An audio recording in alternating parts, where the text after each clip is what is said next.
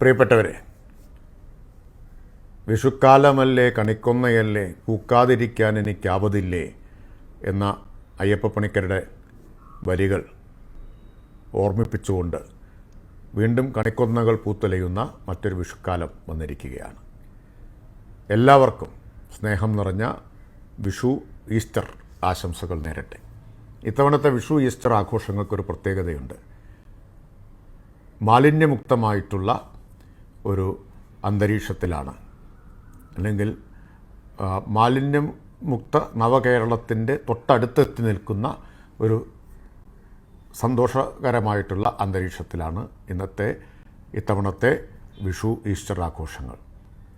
ആശംസ നേരുന്നതോടൊപ്പം എല്ലാവരോടും അഭ്യർത്ഥിക്കാനുള്ളത്, എല്ലാ ആഘോഷങ്ങളും നമുക്ക് മാലിന്യമുക്തമാണ് എന്നുറപ്പുവരുത്താം.